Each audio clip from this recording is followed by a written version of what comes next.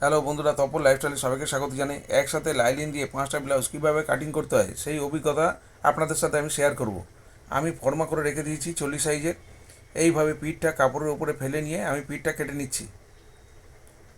আপনারাও ঠিক এইভাবে ফর্মা করে রেখে দেবেন, একসাথে অনেকগুলো ব্লাউজ কাটতে পারবেন।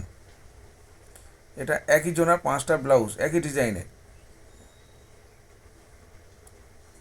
পিঠের ডিপ পাশের গলা আমি মার্জিন করে নিয়ে, পিঠের ডিপের উপরে পাশের গলা নির্ভর করে, সেই কারণে এইভাবে আমি কাটিং করে নিচ্ছি। পাশের গলাটা দেখে নিলাম, সাইড পিসটা কাটতে আমার সুবিধা হবে। সাইড পিস একটু ছোটো আছে, সেই কারণে আমি এই পাশে গলাটা পাঠিয়ে নিলাম, নিয়ে সাইড পিসটাও আমি এইভাবে কাটিং করে নিচ্ছি। আপনারাও এইভাবে ফর্মা করে রেখে দেবেন, কাটিং করতে খুব সুবিধা হবে। একসাথে অনেকগুলো ব্লাউজ এইভাবে কাটিং করা যায়। সাইড পিসটাও আমি বের করে নিলাম।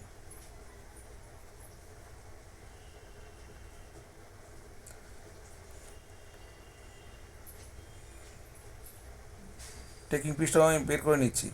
উপরের কাপড়টা সব কাপড়ের তুলনায় একটু সাইডে চওড়া, লম্বায় ছোট, সেই কারণে ওটা আলাদাভাবে বাকি পিসগুলো নিতে হবে।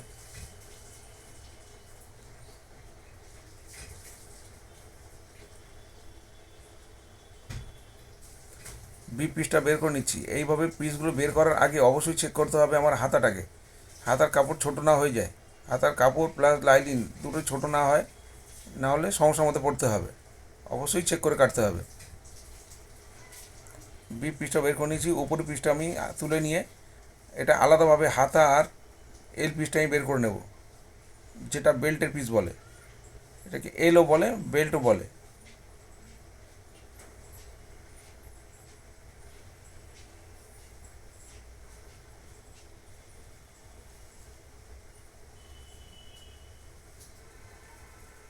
এইভাবে হাতাটা মার্জিন করে নিলাম, নিয়ে হাতাটা আগে কেটে নিচ্ছি। লাইনিংটা আগে কেটে, লাইনিংটা কাপড়ের ওপরে ফেলে আমি কেটে নেব।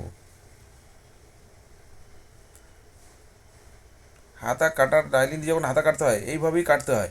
আগে হাতাটা কেটে নিতে হয়, তারপরে লাইনিংয়ে আগে হাতাটা কাটিং করে তারপরে কাপড়ের উপরে ফেলে কাপড় একটু বাড়তি করে কাটতে হয়।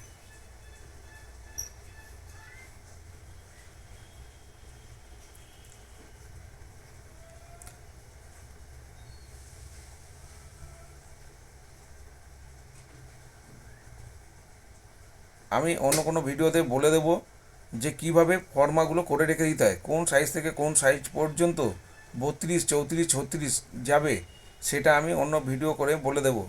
আপনারা সেইভাবে ফর্মাগুলো করে রেখে দেবেন, আপনাদের কাজে সুবিধা হবে।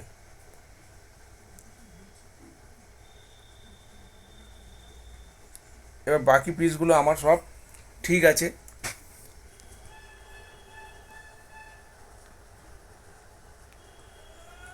এল পিসটা আর বি পিসটা আমি মেপে দেখে নিচ্ছি আমার হাতার ঝুলটা লাইলিনে ঠিক আছে কি না, ছোটো হয়ে গেলে সমস্যা হবে।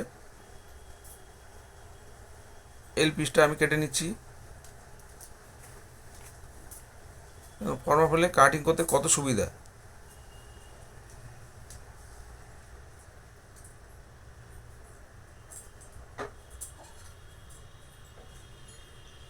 এই টেকিং পিসটা যখন নিয়েছিলাম, আমি ওদিক দিয়ে একবার নিয়েছিলাম, ওখানে কাপড়গুলো ছোট হয়েছিল, লাইনিংগুলো ঠিক ছিল, সেই জন্য আমার কাপড় বড় আছে। আবার এখান থেকেও আমি নিয়ে নিচ্ছি, না হলে সব আলাদা করে বের করে আবার নিতে হতো আমার কাপড়গুলোকে। লাইনিং ঠিক ছিল।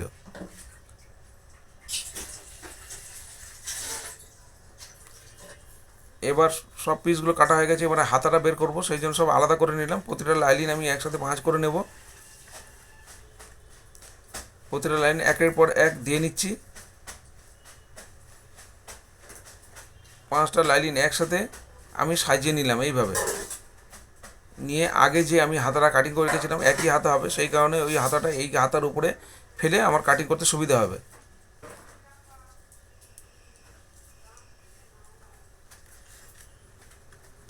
দেখুন কত সুবিধা, একবারে ফেলে একসাথে লাইনিং ভাঁজ করে আমি একবারে সব হাতাগুলো বেরিয়ে গেল। অবশ্যই লাইনিং আগে কাটতে হবে হাতা কাটিং করার সময়, তারপরে কাপড়ের উপরে ফেলে আমার কাপড় কাটতে হবে। এবার প্রতিটা লাইনিং প্রতিটা কাপড়ের উপরে ফেলে এইভাবে আমি কেটে নিচ্ছি।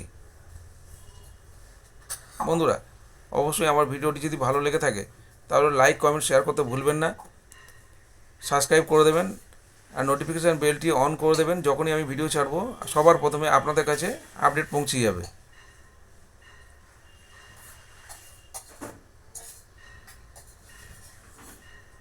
বন্ধুরা, লাইক কমেন্ট শেয়ার করে আমার পাশে থাকলে অবশ্যই আমার ভিডিওগুলো দিতে খুব আনন্দ লাগবে।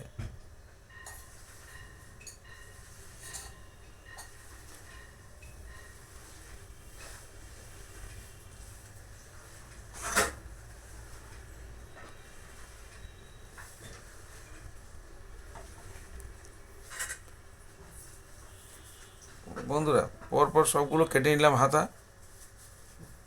আপনাদের নেক্সট ভিডিওতে দেখা হবে কোন কাটিং ভিডিও নিয়ে।